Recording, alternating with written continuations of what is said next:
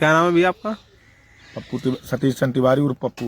अच्छा, क्या मामला हो गया? आप बता रहे हैं कि थाने में मेरी कोई सुनवाई नहीं हो रही, क्या है मामला? 15 तारीख को शाम को अपनी बुआ के यहाँ गए पिथनापुर।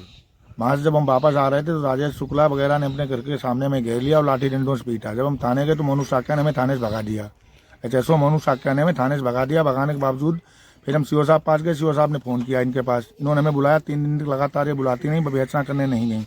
जब वहाँ विवेचना करने ये गई तो इन्होंने वहाँ जाके पूछताछ की। पूछताछ में सभी लोगों ने बताया कि इन लोगों ने इनको मारा पीटा। उसके बाद ये कह रहे हैं कि दोनों पक्षों में NCR करेंगे और ना ही हमारा आज तक मेडिकल कराया, ना ही हमें कोई न्याय मिला है। अच्छा, मारपीट होने के बाद आपको चोट आई थी तो पुलिस ने मेडिकल भी नहीं कराया? नहीं कराया, 3 दिन तक बुलाती नहीं। हम कहते थे साहब हमारा मेडिकल करवा लो, हमारी रिपोर्ट दर्ज करो, ना इन्होंने हमारा मेडिकल कराया, ना इन्होंने हमारी रिपोर्ट दर्ज की। तो ऐसा क्यों पुलिस के द्वारा किया जा रहा है, आखिर क्या है? ऐसा इसलिए किया जा रहा है कि हमारे यहाँ अमृतपुर HSO जो है उन लोगों से पैसा खा रही है धड़ाल धड़ाल, और हमारी कोई सुनवाई नहीं कर रही है। हम गरीब व्यक्ति, हम इतना पैसा पूरा नहीं पा रहे हैं और वो लोग पैसे वाले वो आमाजोर पैसा दे रहे हैं, घूस खा रही हैं लगातार, और सबसे ज़्यादा दलाली कर रही है। थाने में पूरी क्या नाम वो उस तरीके से थाना चला रही है जैसे कोई अभद्र रूप से थाना चलाया जा रहा है।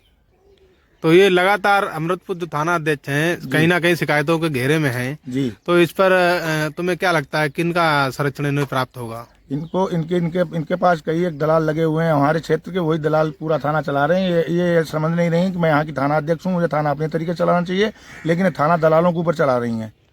मतलब अमृतपुर जो थाना है वो दलालों का अड्डा बन गया है? हाँ, दलालों का अड्डा बन गया और दलाली थाना चला रहे हैं। इसी वजह से तुम्हें न्याय नहीं मिल पा रहा है? हमें न्याय इसी वजह से नहीं मिल पा रहा है क्योंकि दलालों के जरिए जिनके पास पैसा पहुँच रहा है आमाजोर, और आमाजोर पैसा खा रही, पैसे की वजह से हमारा कोई वो नहीं हो रहा, हमें कोई न्याय नहीं मिल रहा है। तो पुलिस का ये कहना है कि हम दोनों पक्षों की NCR दर्ज करेंगे। जी जी जी। ये NCR आखिर उसी समय भी दर्ज की जा सकती थी जिस समय घटना हुई थी। जी जी जी। तो इन्होंने उस समय घटना क्यों नहीं, मतलब उस समय इन्होंने क्यों NCR दर्ज नहीं की? उन्होंने, हम जब थाने पहुंचे तो उन्होंने कैसे बैठा लो यहाँ, भगाओ से भगा करके हमें भगा दिया थाने। तो उन्होंने NCR दर्ज की और वहाँ से तत्काल ये गाड़ी लेके वहाँ पहुंची घटना स्थल पे और लोग क्या आई। तो इन्होंने जब हम सुबह गए तो उन्होंने सुबह हमसे बदतमीजी बात की। जो हमने कहा हम कप्तान साहब के पास पेश होंगे जाके, तो बोले जाओ कप्तान से ही मुकदमा लिखवा लो जाके।